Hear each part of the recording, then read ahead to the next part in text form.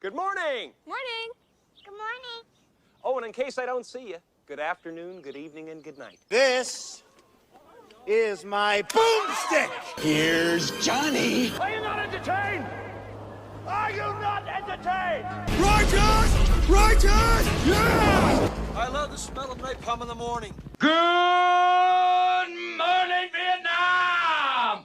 Houston, we have a problem. The first rule of Fight Club is you do not talk about Fight Club. All right. Hello, ladies and gentlemen. Welcome back to Those Film Nerds podcast. As always, we're here talking every single week.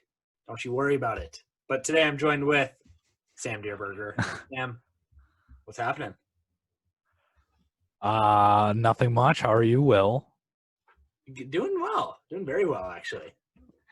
Yes. We always are. We always are. Yeah. We like to think so. No matter what news befalls upon us, we're doing pretty well. Yep. Little reference But, there. Yeah, so we're gonna talk a couple things before our movie of the week. But Sam, what is the movie of the week? This week we're talking about the personal history of David Copperfield. My boyhood days seem now like a scarcely believable fiction. London is full of wonders and wickedness. It's our state to go wherever we choose.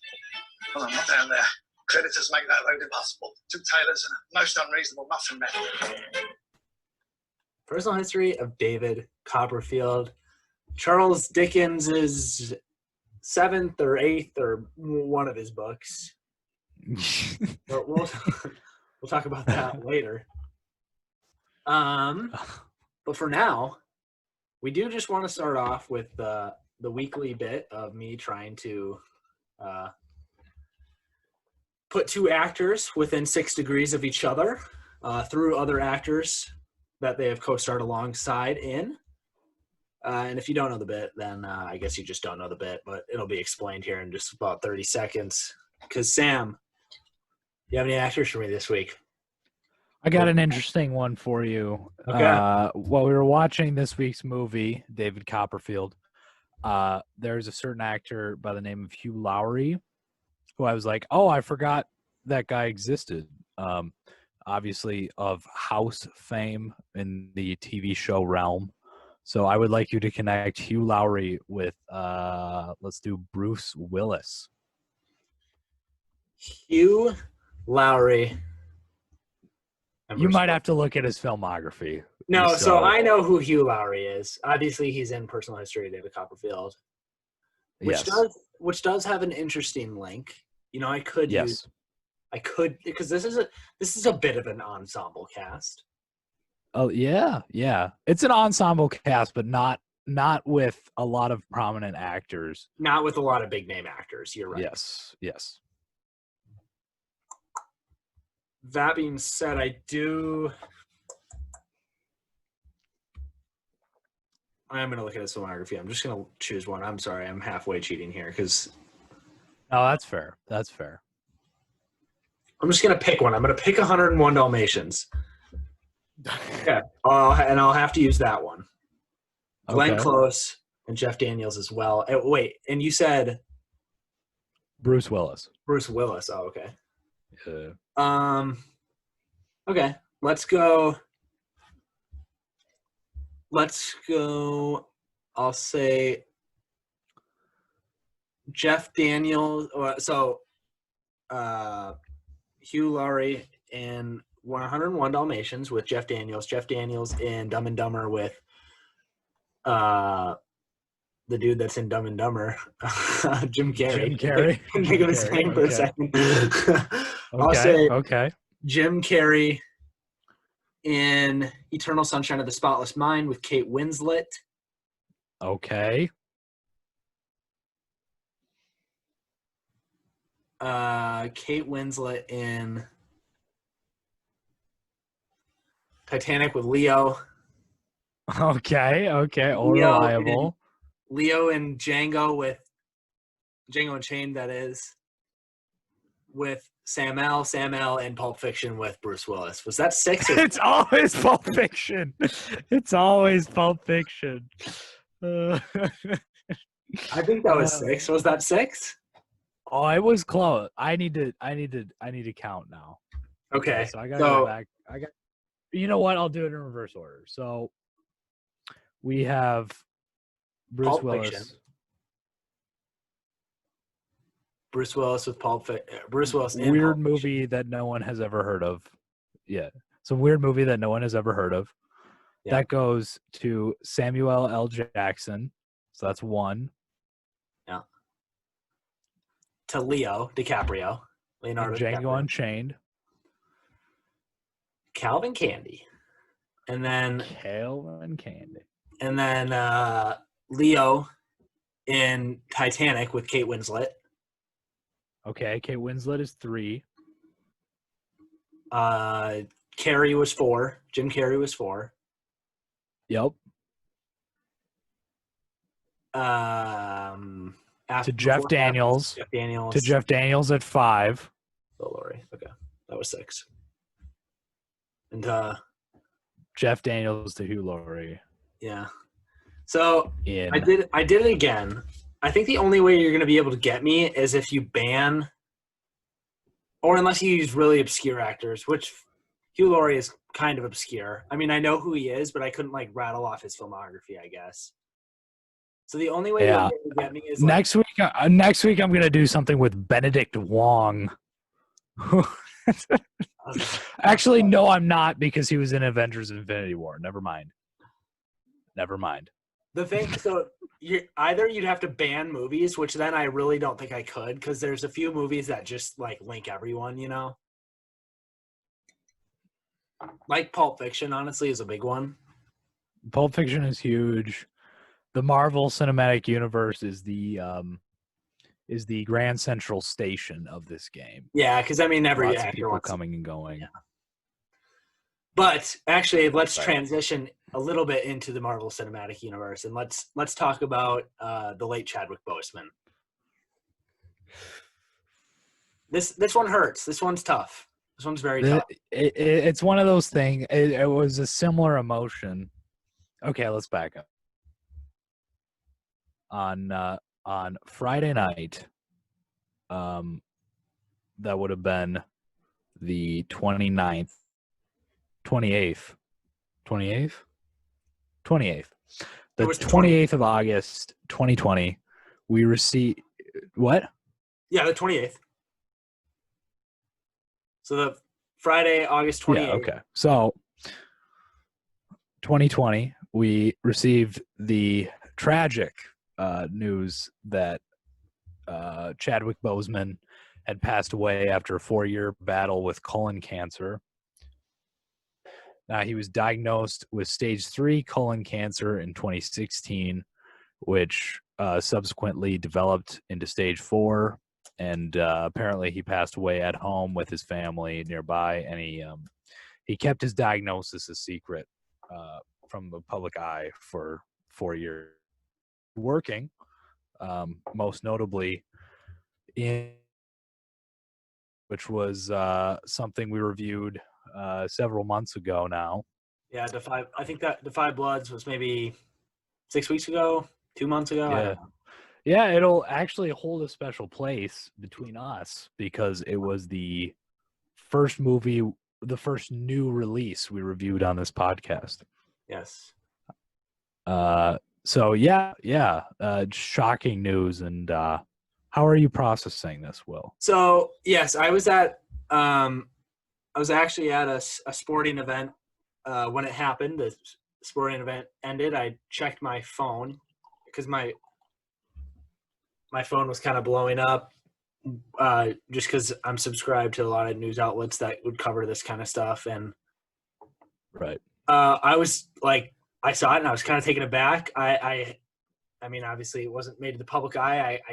I kind of suspected it because he released it, or there were a couple photos released this summer where he didn't look too great. I was either thinking this was either for a role or that he was sick. There was definitely speculation. I guess I didn't read too much into it though. I guess I just kind of moved on from it. I know there was kind of some backlash against people that were accusing him of drugs or whatever, but I wasn't in that camp. But I honestly figured it was for a role or something, or that he was sick, and it turned out to be that. But yeah. So anyway, I was taken aback. I was really upset. Chadwick Boseman. He's my favorite superhero, Black Panther. Favorite superhero movie, Black Panther. But it wasn't just that, 42. 42 is not a super great movie, but he's really good in it. Get On Up, he's electric. He has a great voice, great singing voice. I think we both agree that he's the best part of Da 5 Bloods. Yes. Yes. So yeah, this one's tough. This one's very tough. It is. It was an emotion similar to Kobe Bryant passing away, or something like that. Just a cultural icon that's kind of contemporary in our time, kind of popular within our generation, and it's his legacy is not exactly a distant memory. I mean, he had a movie come out this year. He's had massive success with the Avengers in the last couple of years, so it's not like he was retired or anything. He was just getting going, in fact. Yeah, absolutely. I know. We were texting. Yeah. I know we were texting, or I texted you or something. We were texting that Friday night, just saying how devastating it was to us, and it is really. I mean, this is a loss for the movie making community and people like us who enjoy watching movies. It sucks when a great actor is, or any actor really. I mean, it's going to be unfortunate when older actors die too, but it's tough when a young guy like Boseman dies of something that we weren't really aware of. And I kind of want to talk about that. I mean, I think very noble of him to not let anyone know. He was, I don't know if he knew he ever had a chance or if he knew he was going to die. But I guess he went out doing what he wanted to do, which is very commendable. And I respect him endlessly for that. So I think I was thinking this morning actually kind of how I wanted to phrase this on the podcast, because I knew we'd talk about it. But I think Boseman didn't want to be in the center of attention in that way, where people would feel bad for him or he'd be a martyr or something like that. Yeah. He wanted to go out making movies, entertaining people, but also teaching and improving the world that we live in with his charitable work, mostly through cancer research and visiting little kids in hospitals, things of that nature. I think he went out doing what he wanted to be doing, which is great. And I think furthermore, he almost wouldn't want us to be upset that he's gone. He want us to remember him for the guy that was in these movies, rather than the guy that died of cancer when he was 43. So. Right. Exactly. And I was also thinking this morning, I was reflecting on Da 5 Bloods and the role he had in there. I forget the name of his character, but Stormin' Norman. Stormin' Norman, that's right. Stormin' Norman. You kind of look at the character and then you think, this character who has passed on and kind of lived on in the obviously we can only guess if Chadwick knew at that point that his chances weren't good, but I do know that he was battling this illness when he was shooting that movie. The time frame would match up. So we don't like to speculate, but still it kind of makes you view that role in a whole new light. Chadwick knew at that time. So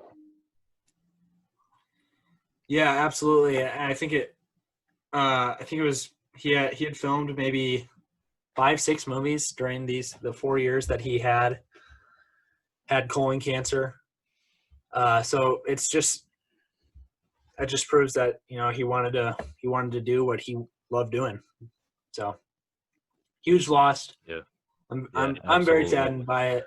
I know he has a movie coming out later this year called Ma Rainey's Black Bottom with Viola Davis. Maybe he'll get some Oscar buzz. Maybe might be a Heath Ledger type thing. We'll see. But yeah, very upsetting. Yeah. Do you have any other thoughts on Boseman? I kind of said this to you in our text. I think he's probably one of the greatest actors of that generation.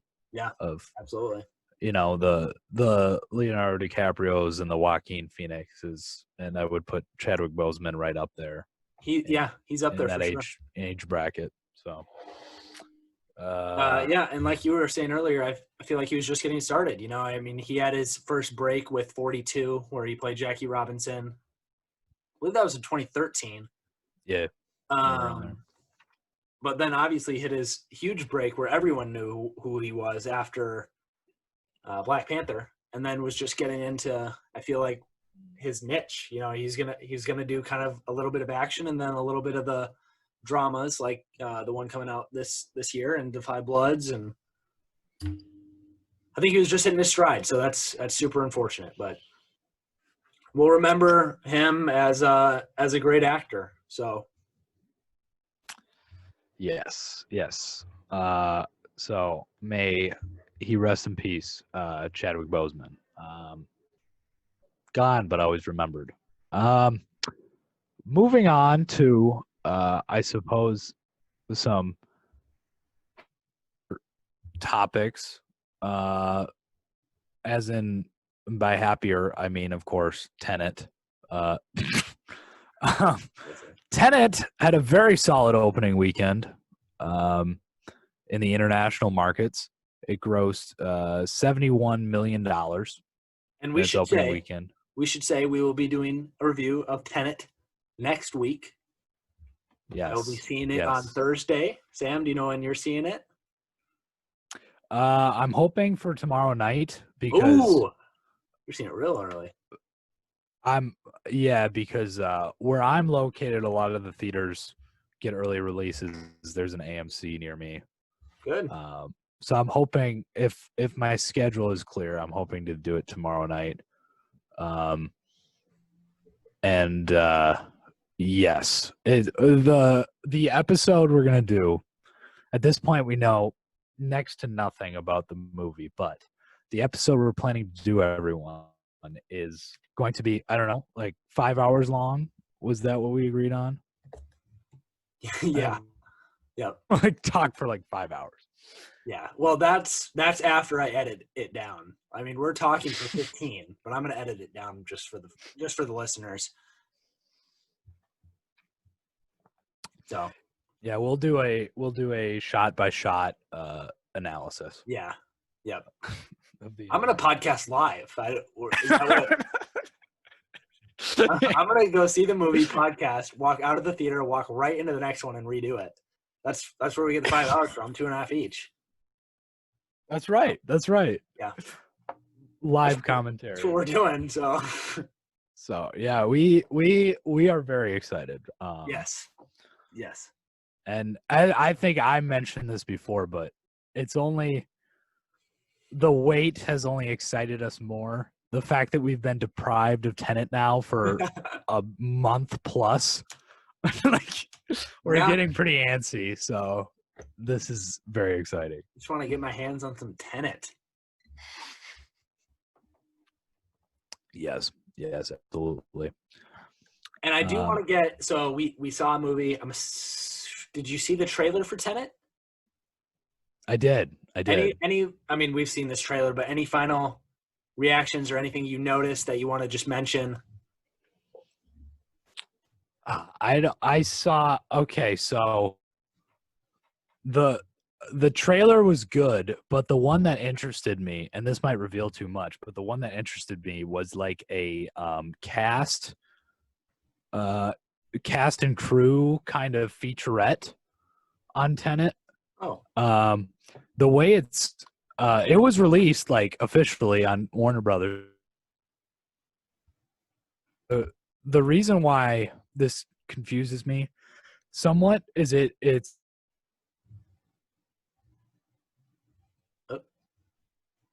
yeah, it's called Behind the Scenes Exclusive. It seems like something you would get on the like as a bonus like a bonus material with the DVD purchase, right? Oh, yeah, okay. Right. But I think they released it just as like a spoiler or not the spoiler, release. Huh. Interesting. Yeah, it doesn't. It's about 10 minutes long, and it's just kind of the crew going over some of the ambition behind the film. Like, you know, the entire crew kind of laments Nolan's insistence on practical effects. Yeah. And there might be some mild spoilers in there, but I didn't really care. I just thought it was so interesting. Specifically relating to a lot of the stunts that they're doing. Yeah, you know, I'm actually kind of glad you said that. Christopher Nolan is to like practical effects as Wes Anderson is to symmetry, as David Fincher is to line delivery. Like Nolan will do something 1,000 times if it means he can get it right with a practical effect rather than doing CGI or visual effects. So I'm excited for it for that reason. I think I've said it on the podcast before, but Nolan said that you'd be able to find more visual effects in a romantic comedy movie than Tenet, which is mind-boggling to me that how he's able to do that. But yeah, absolutely insane. And was it you that was telling me this, or someone was that this is like was one of the toughest movies ever to edit because of how little visual effects they use, so they had to actually like put everything in reverse, and that it was actually very hard to edit. Yeah, I mean, I would assume difficult just because you can't, with Nolan's insistence, you can't be able to like I guess airbrush something or yeah, I know what you're saying. Like there's nothing you can really cover up, so all it is just cutting between shots. Yeah. And I would imagine that's very time consuming, especially with the sheer number of action sequences that we're expecting here. They touched on in this featurette that I saw. I don't think it's too much of a spoiler, but the movie is going to be a globe-trotting kind of film, and Nolan refused to use a green screen. So it's like, all right, let's say we have to the scene takes place in France. We have to physically go to France. That's why Nolan's the greatest. He's like we're not gonna put the Eiffel Tower. We're not gonna digitize the Eiffel Tower in the background. Nolan's so cool for that. The Eiffel, the background, the Eiffel Tower. That's so good. I love that. And he said something like, "You're never gonna be able to immerse an audience if they know that your actors are in front of a green screen. There's nothing immersive about it." I'm like, okay. That is so good. But with that being said, do you have any other things about Tenet, or should we move on? I think we should move on. But very excited for next week, everyone. Absolutely. This is what we've been building to. But for now, let's talk the personal history of David Copperfield. Nothing. Then you had something, and now you got nothing again. So stands to right, you'll have something again. Personal history of David Copperfield, or Davy Copperfield, or Daisy Copperfield, or Harold Copperfield, whatever. Oh, Davy boy. So I think you summarized this perfectly. It's hard. It'll be hard to talk about this movie, but I do have some thoughts on it. But before that, I just want to hear your general thoughts. How'd you like it? without any spoilers? Well, Suppose. first of all, this movie has gotten some really strong reviews It from has. like professional critics. Very strong reviews. And I think it's the kind of movie that it has almost like well, what is this rated? It's probably rated like PG, right? It is PG. Yeah, PG. It's got this kind of like Mary Poppins, Nanny McPhee kind of sensibility to it, I where like that, actually. That's a good like adults enjoy it just for the atmosphere and the nostalgia, I guess. Nostalgia that they never lived through, but nostalgia nevertheless. And then kids enjoy it because there's imagination, there's it's fun there's and quirky, it's colorful and it's an odd little venture. I'll put it that way. Okay. What are your general thoughts? My general thoughts are that I really liked this movie, but I felt like I could never settle into it. It was too like, I went and saw it with a friend and she described it as like it kept on going, like it never just stopped for a minute. And that makes a ton of sense. Like it felt like it needed to slow down, take a breath. And normally I'm okay with quick pace. I felt like this one needed to just slow down just a little bit. It was a little too much. Yes. It kept throwing things at you. Like, who is that character again? I can't remember him.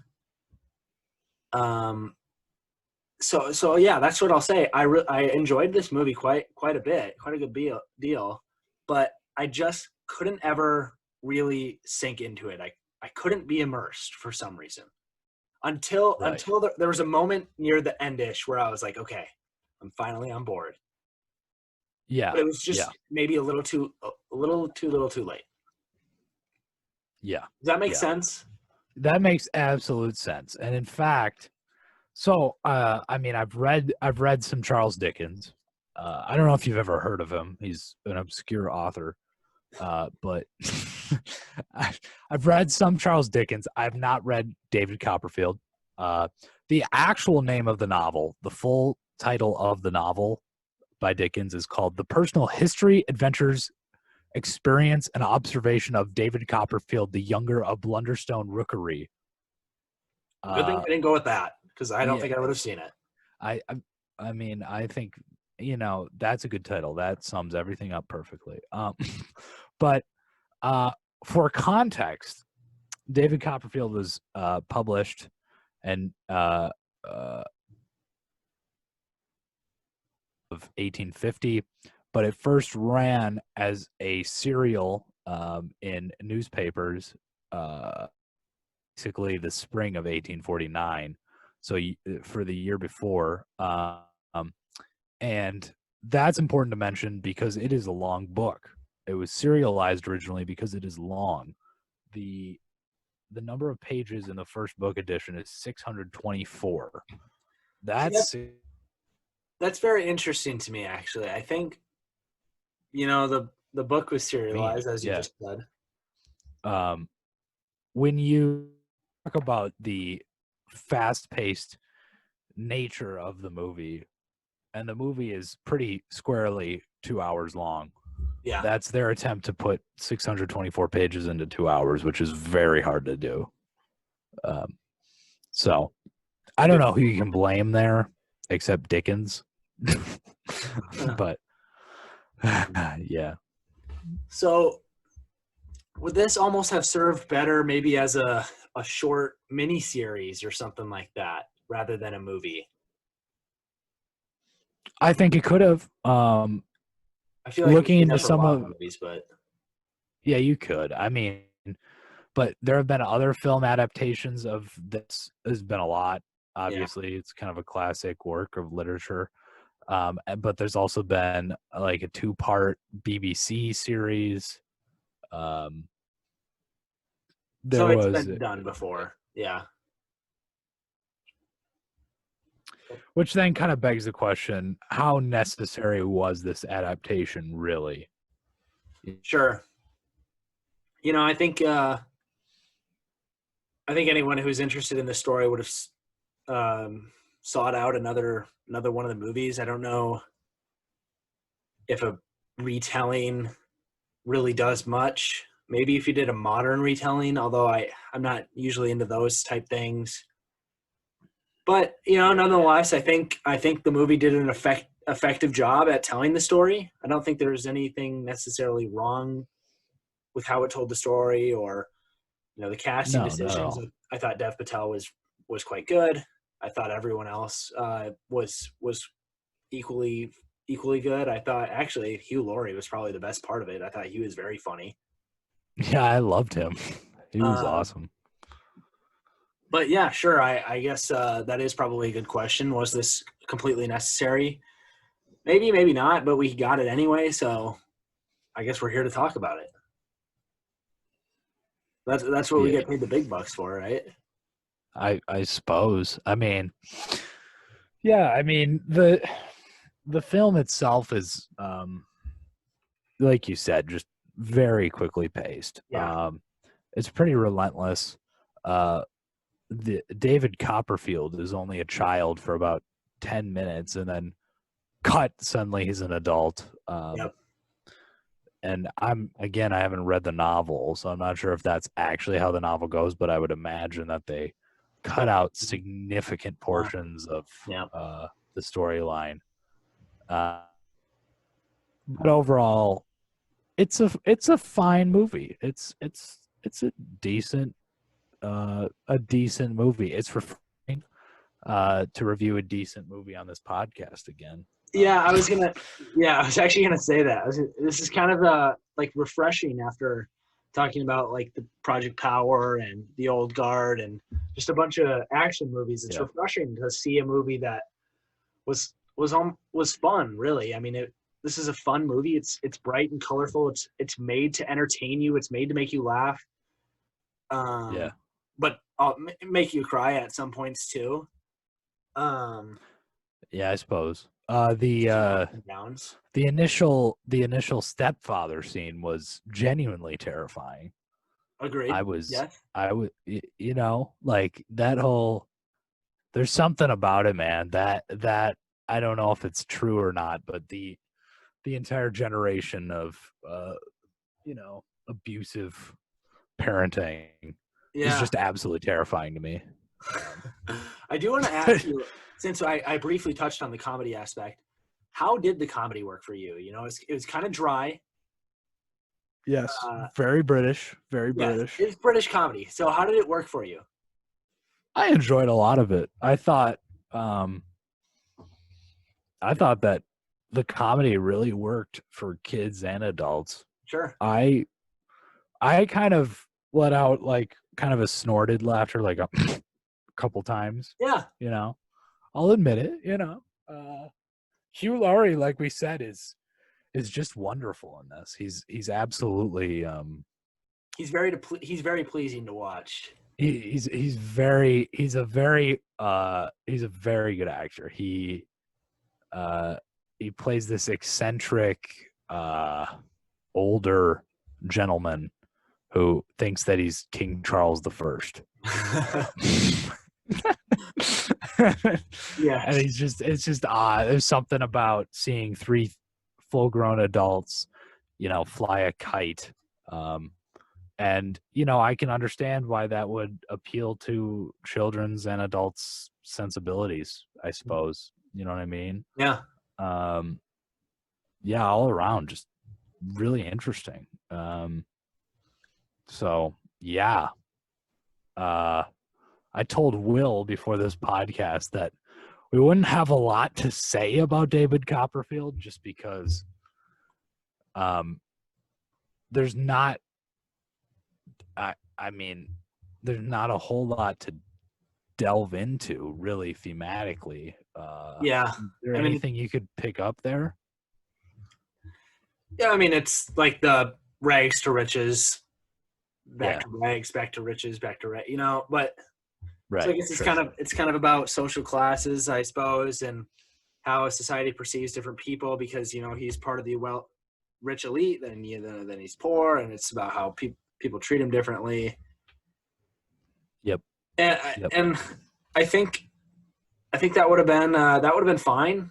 Just doing that one kind of overarching theme, but they kept on trying to put other themes in there of just different random things, or it'd just be 5 minutes. We're going to talk about this, and then we're going to talk about that.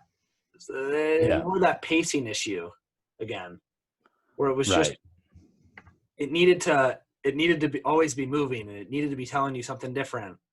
Whereas like sometimes you can just sit and just tell this story for a second. We don't have to go tell the other story right now because we're fine with this one. So I think just and honestly, maybe with 15, I feel we say that all the time, make it shorter, but with 15 less minutes, you can get rid of some of those, like, we're going to tell this 5-minute story and just relax and settle into some of the major plot points. Yeah, because I mean, I almost felt, at least initially when I started watching it, I felt almost unqualified to watch it just because I really knew nothing about the story, like the novel David Copperfield. So I almost felt like I was outside of a joke, like, you know what I mean? Like there was some kind of inside joke going on that I didn't quite understand. But I mean, really the I guess storyline sets itself up pretty well and able to I suppose like draw even an underqualified viewer like me in, if that makes any sense. Yeah, absolutely. And that was pretty important. So I want to touch on two things before I get to the big or not necessarily reveal, but where it kind of turned for me is I really liked the color palette with the art design, and I thought that worked really well. Plus the aspect of the camera fade.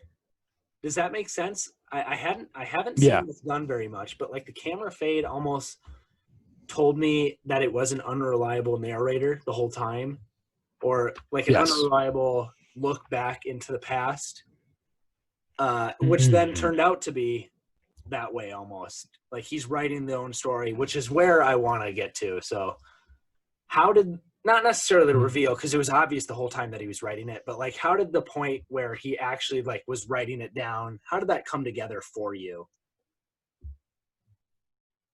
Do you know which point I'm talking about? Yeah, I mean, yeah, right. I do. Because that's the moment. Kind of, that's the moment where I was like, okay, now I'm here. Like I feel like it finally found where it should be, and I'm ready for it. Yeah, I think it worked very well. I mean, was that when the novel came out, because I'm a nerd, I just like reading about the source material right after I watch a movie, but when the novel came out, people basically saw it as like semi-autobiographical of Dickens' life. Of Dickens' life, yeah. About Charles Dickens, but so there's kind of that, like, it where we find out he is a writer. He did make it. He found a way to overcome everything, overcome all the judgmental people, no matter what class he was in. Yeah. Transcend all that and really find his and I think that was really satisfying. Yeah, his niche. Yeah. I guess that's just where the point where I was like, finally, it finally like told me, like, because it just hadn't really said like this is he's writing. I mean, it was pretty obvious, but I just wanted it to tell me almost, like, just get it over with. And when it did, I was finally satisfied. And then it went for 20 more minutes, which I was a little upset with. But yeah, overall, really enjoyed it. Loved the casting, loved the cast in general. I think honestly the best part, one of the best parts about it was the color design and how everything looked. I thought it looked beautiful. Yeah. Yeah, it was absolutely gorgeous. I don't know what what kind of color palette they were using, probably like a red and yellow kind of thing, but yeah, just very bright and festive. Costume design was fantastic. Yeah. Set design was very good, kind of unique, really, because it kind of combined kind of like that old school period kind of aesthetic with sort of a almost like a Tim Burton kind of absurdist, like the upside down boathouse is the best example of this. Like just a weird image, kind of almost wonder-like. So that was really interesting to see. I want to ask you one more thing before we get into final thoughts. Do you see this movie with any Oscar nominations? Ooh. Or is it not even going for that?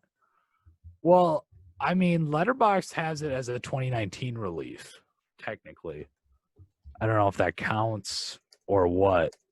I don't look at the screening history. It says release date August 28th, 2020. That must have been some small.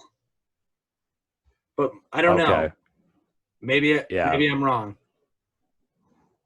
You're Letterboxd is usually pretty conservative with its estimates as to when it was really released. You know what I mean? Yeah.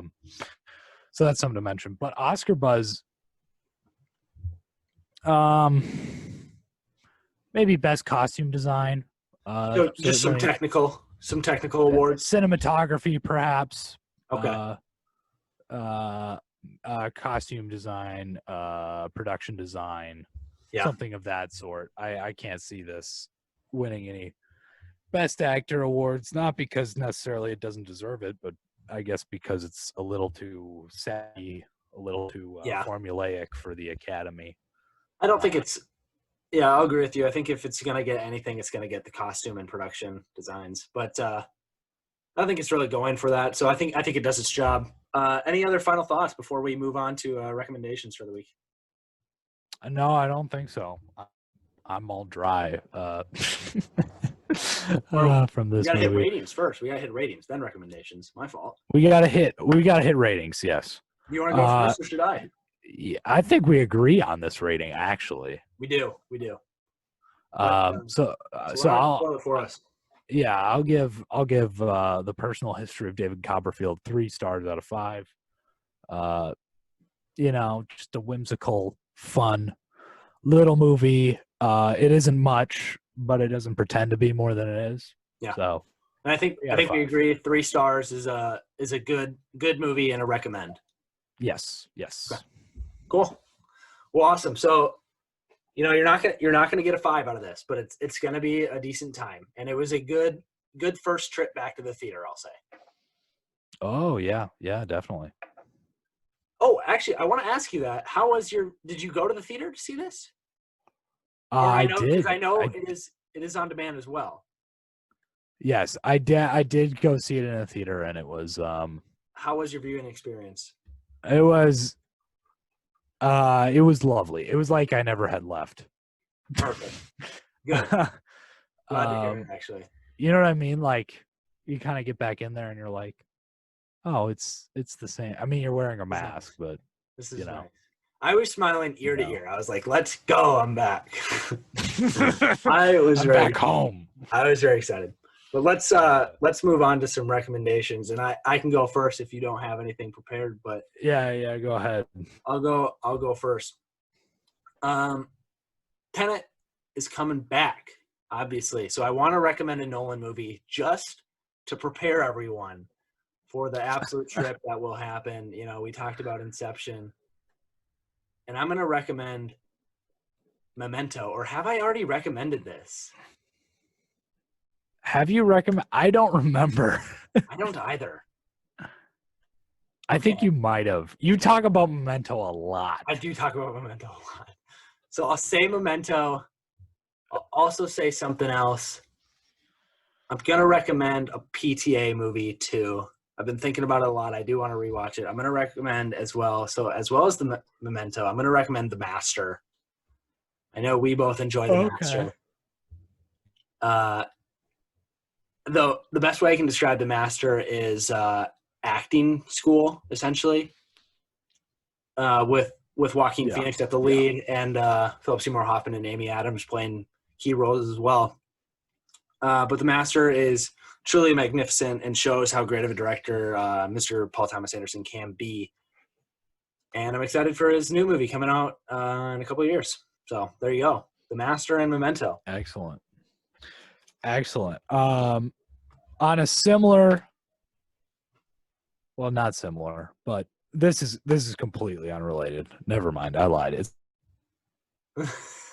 not similar. You recommended a movie to me streaming on Peacock, Short Term 12. Ooh, nice. And Rami Malek in a supporting role. This also, is a he's fantastic in The Master. movie. Rami Malek's in The Master as well. So there you go. Double Rami Malek. He plays Philip Seymour Hoffman's son-in-law or something. But, fantastic movie, Short Term 12. Just really heartwarming and touching in the best way, in the best possible way. Brie Larson can act. I didn't know that. She can act. And Lakeith Stanfield is a force. Yes. That dude is good. Judah and the Black Messiah is coming out later this year, maybe next year. Him and Daniel Kaluuya. Super excited for that after watching Short Term 12 because I was like, oh my gosh. This guy is very good. Lakeith Stanfield, if anyone's not aware, is in Get Out. Sorry to Bother You. Uncut Gems. He's very good in. Almost unrecognizable even with his beard. And we could talk about Uncut Gems all day too, but man, it's we love Lakeith. But yeah, so Short Term 12, great movie. Anything else to say about it, or are we gonna get out of here? I think we should get out of here. We've overstayed our welcome. Okay, yeah, you're right. But where can I find you on Letterboxd? Can I find you, Will? You can find me on Letterboxd at Will Spalding. But you can also find us doing something in the past with David Copperfield. I normally have like a thing ready, and I forgot to this week. But but you can also find us at Those Film Nerds on Instagram and at thosefilmnerds@gmail.com if you want to email in anything about movies, anything at all. Or on all podcast platforms, iTunes, Apple, Stitcher, whatever else you use, and YouTube as well. Or you can find us at anchor.fm/thosefilmnerds. If you're looking for us there, that's all of our episodes are on there as well. But until next time, Sam. Keep watching movies, everyone.